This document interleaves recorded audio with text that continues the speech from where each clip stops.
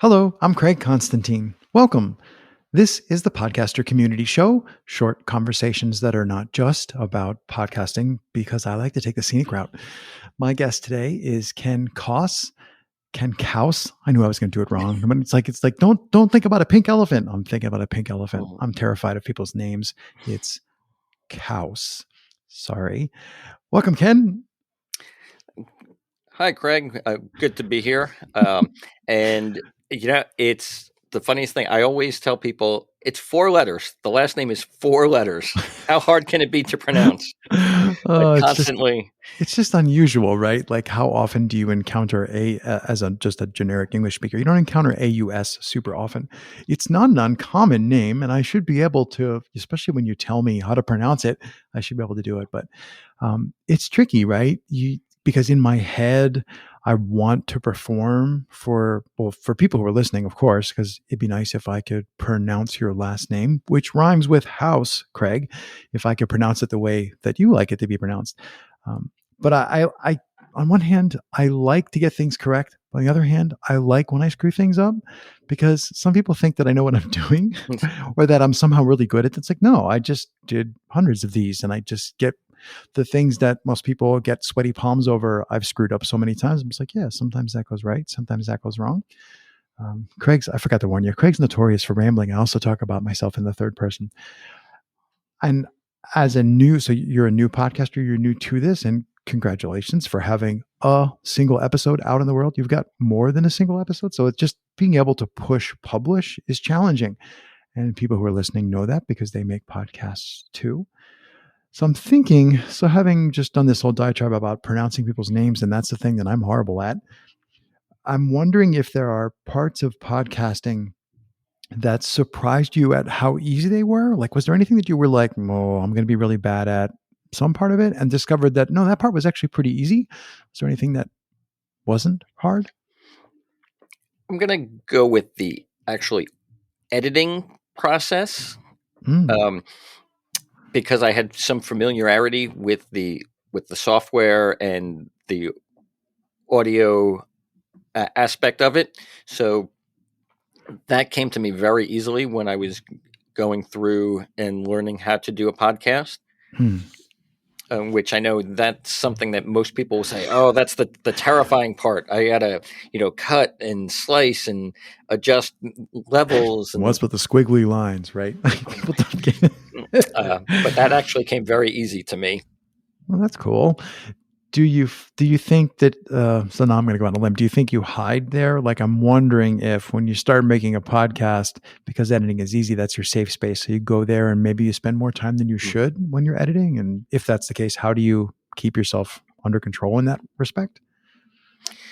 Well, so far I've done a lot of scripting with the episodes that I've put out, so I haven't really felt the need to over edit, Hmm. but it's definitely easy to um, go back and say, "Oh, I don't like the way this sound," or even in the recording process, I can hear myself saying different things and doing a retake because it's scripted Hmm. for the most part. Um, so if I catch myself mispronouncing something, uh, I'll just go and I'll say it again in that moment Right. because I know pretty much exactly what I had said, and then I'm not over analyzing the edit. Like, oh, do I like I don't like what I said here, or I don't like that. Well, because I already know what the words are. Right. It's just a matter of getting the correct pronunciation and uh, pace and all of that. It's really tricky. I always say I suck at host on mic. I have a couple of host on mic episodes. I'm not telling anybody how to find them. If you're really motivated, you can find them. Uh, and it's just because I get stuck in the urge to control or attempt to control other people's perception of the recording that I'm making. So if I know that I can, I think in the biz it's called punch and roll. So it's like, so today's episode is brought to you by, oops. today's episode is brought to you where you just like the recording runs and you just keep repeating until you get the take you want. I find that I will do that all day. Like I just keep repeating and tweaking, and then I listen to it and then I change it. And that's what's hardest for me on Host on Mic is my urge to, I'm going to say self censor. I don't mean like completely mute myself, but the urge to like, no, that's not quite the way I want to convey this idea. And people are going to take that wrong. And for me, I find for me, recording conversations is much easier because I can basically just be like, this is how Craig's brain works and this is what I'm thinking. And I know that you've started in Host on Mic, and I'm wondering, are you going to stay there in that format, or are you thinking that what you want to do involves more complicated storytelling or more complicated, multiple people or sound effects? Like, do you feel like that's where you're going to stay, or do you feel like you're going to branch out into something that would be less comfortable for you? I think I am going to branch out and move into an interview style. I will probably go back and forth between an interview style and a host on Mm, mic. At least for the time being, I want to stay host on mic as I'm getting more comfortable myself. Because, as you know, we all, or not we all, but because that's a big generalization, but many people hate the sound of their own voice. And many people don't hear the sound of their own voice wearing right. headphones like we are right now. So they don't know what their voice sounds like. Uh, but I'm just one of the reasons why I wanted to get into podcasting and storytelling was because for a long time I've just felt like I've had a poor time communicating Mm. the things that are swimming around in my brain. Like, well, if I'm I can laughing get with you. I'm laughing along and yeah, nodding vigorously.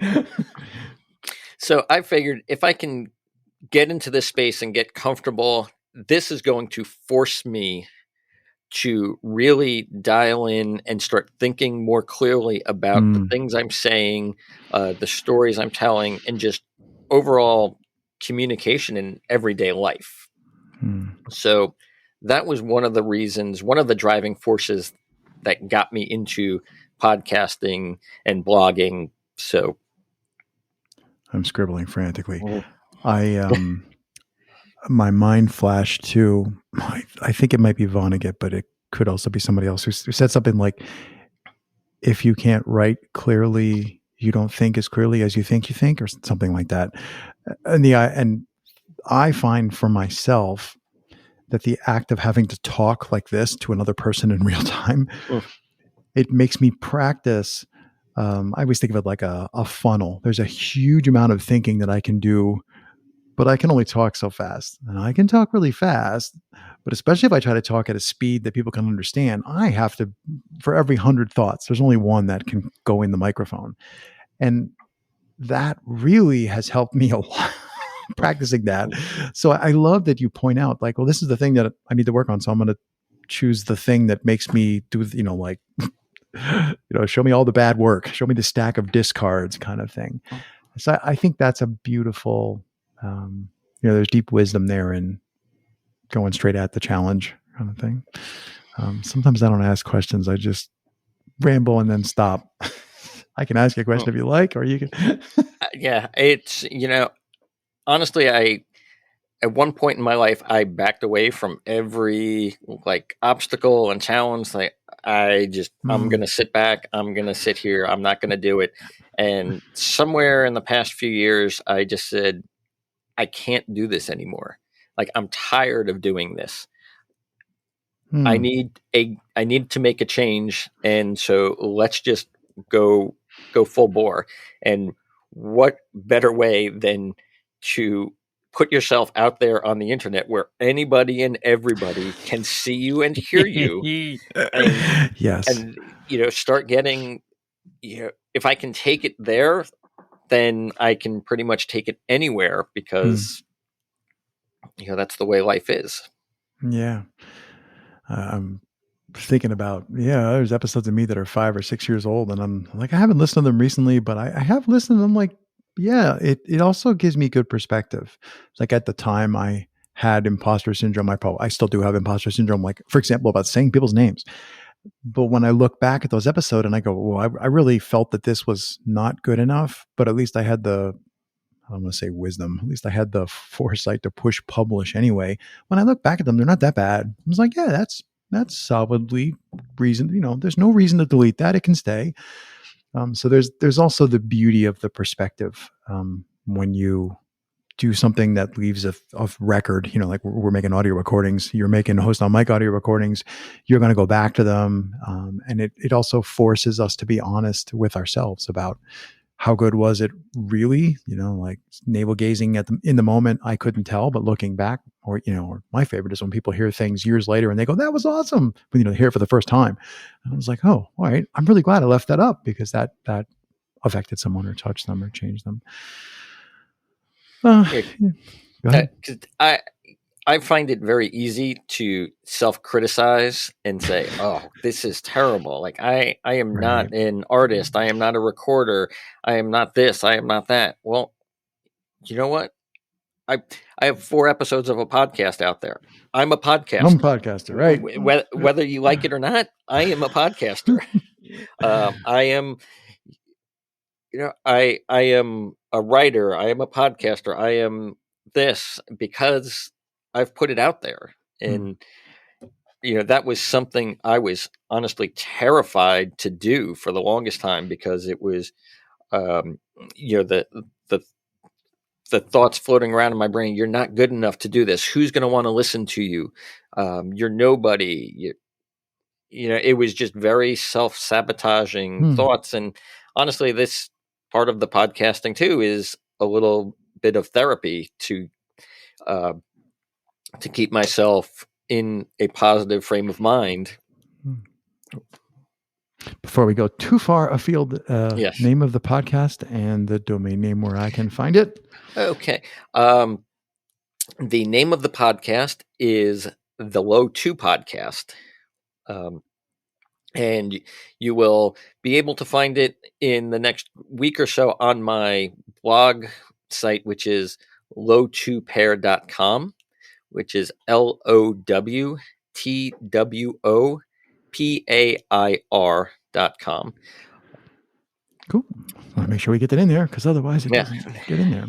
I don't know. I haven't talked to, maybe I should make a point of asking people this in other mediums, but I've always wondered, but I think it's super helpful if people who are listening, take 5 minutes to like bop on over to the guest's material if they had it and, just to actually hear what you're doing, whether or not they subscribe and become like permanent listeners. I really think one of the beautiful things about podcasting, like, I too have a blog and then I write, I try to do stuff like that. But podcasting, because we're all meta talking about on the thing that we also do, people can quickly just slip over, spend a few minutes to hear you in a different context. And I think that helps cement people's thinking.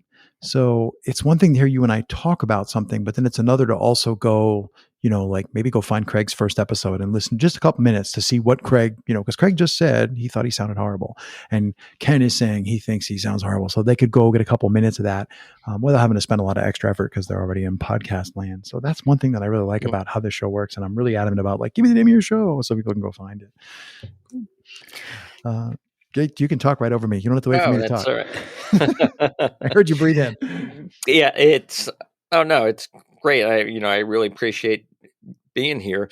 Um, and I hope people do go over and check it out because that's why it's there. That's why it's out in the public landscape because I want people to just see that anybody can do pretty much the things they want. And Hmm. if they feel any sort of creative spark, they can they can do it. And it doesn't have to be complicated or uh, you know very deep. It can, if they just feel something, they can do it. Right. um it's something, again, like I said, I have this imposter syndrome, like I'm not a creator, but somewhere, I don't even know how long ago it is at this point, I'd have to go back and look, but I just randomly decided I am going to post a question of the day every single day on my Facebook, like just a question. And you know, I'm going to say 3 or 4 years later, like I am a creator. Like I have You this look over your shoulder like, creative, "Oh." and like, oh, how did I do this? Like I Yeah. just made a just made a decision one day, and it's like the middle of January. I said, you know what, screw it. I'm just going to start posting a question of the day, and in 3 or 4 years, there's a handful of repeats, but it's amazing how many different questions you can come up with. Right. There's, I think it's Stephen Pressfield talks about the muse, M-U-S-E, which is, I guess, could be considered misogynistic because of the gender thing. But generally speaking, his idea of the muse as being this thing that you don't have any control over, which you very much hope that it shows up and, gives me an idea. And then he talks a lot about the care and feeding of one's muse, like, thou shalt do certain things. Like, for example, get in the chair if you're a writer and show up and write. Or if you're a podcaster, show up and podcast. Or in the case you're discussing here, post the questions. And I've often found that I come up with questions sometimes. I try not to like do this on purpose, but I come up with really hard, interesting questions where the guests say, wow, okay, that's really interesting. Or one of the best things somebody can ever say to you on a podcast, if you're the host, is if they've done a million podcasts and they say, wow, no one's ever asked me that before. And that's actually something I would like to talk about. And I don't know where I got, I mean, I know where I got the skill. Just do hundreds of episodes and force your brain to like do the thing. So I've actually written blog posts about, I feel like I've been feeding the muse by just sort of like standing on the precipice and, making my brain come up with a question. And it sounds like you're doing the exact same thing. You've basically stood in front of that blank canvas. I'm guessing you have a template in your favorite editing tool, but you stand in front of that blank canvas and you're like, okay, brain, give me a question. And it goes, boop, here you go. And you're just like, that's a neat trick. Um, Go ahead. But I'm just thinking, like, how have you like? That's a beautiful the process, right? Have you tried to deploy something like that in your podcast? Like, do you use process to create seeds for your host on mic or something like that? Like, have you managed to repurpose that thing that you've learned? Not yet, because I think I'm too early in the process. But I do have plans for either another podcast or my current podcast to visit the daily questions and maybe Mm, answer the questions, because some of them are yes and no questions. Others of them are, take a little bit of more thought to yeah. uh, What and was it consideration. today's or yesterday's? I don't want to screw it up. It was the one about the answer. What is something you should stop or take away? Oh, that would be today's question. Um, I don't want to today's slaughter it. Yeah, today's question. It was, what's something you should remove today? Yeah, And I liked, and yeah, I think you commented on Facebook, negative thinking. And I'm like, oh, I love double negatives. What should I take away? I should take away the negative thinking. And that sprung to mind. Actually, I'm going to flip this over and say, we've been talking a lot here about imposter syndrome and like, look at that. Cause I read that question. Like I do my homework before these shows and that rattled in my head and like stuck, like accreted and made this little train of thought about imposter syndrome. And I think there's a lot you have going there with this. You've experienced the power of doing the small thing repeatedly. I think you're going to find you'll be hard pressed to not use that thing that you've learned about yourself in your podcasting journey. yeah, I agree. And you're just being here is part of that journey as well. Because when I first saw the invitation, like, Everybody does uh, that. am I ready for this? Am I ready to go on someone else's show and uh, be Yeah, but talked nobody about? nobody listens to this show, right? So this is the joke. Even my mom doesn't listen to this show, right? People who are listening, you're not even listening. So I love that people always push back, and this is not the only show that I have where I do this format. Almost everybody, not everybody, almost everybody does the same thing. They're like, me, what would I have to talk about? And I want to write back, oh, for crying out loud, could you just assume that I know what I'm doing? And if I invite you on the show, which is just too rude. That's me being obnoxious. But I really enjoy creating, like, my personal mission is to create better conversation in the world to spread understanding and compassion.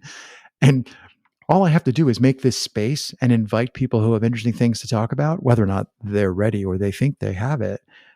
And then it's like the magic happens. I don't do the magic. Like the magic happens between the two of us. So Yeah. that's what I love Well, about it. I'm not ready for any of this, but that's when the best stuff comes out, when you're not ready. Amen. I agree. Once more, louder for those in the back. Cool. Well, Ken, as much as I hate to say it, every time I record one of these, I'm watching our time slip away. So I think that's probably a good place to stop. So I will just say, as I always say, that was fantastic. I'm tickled that I got a chance to talk to you. Happy to have recorded it. And I will just say thanks for joining me. Well, thank you for having me. It's been fun. And as always, I learn a little bit about myself as I go through these little processes as well. And it's for anybody listening who might be thinking about it, it's little steps. Maybe um, advice you've heard before, but it's the little steps that get you 1,000 miles. Mhm. Yeah, So, 100%. so Cool. keep going with whatever you're doing. Cool. Bye. Bye.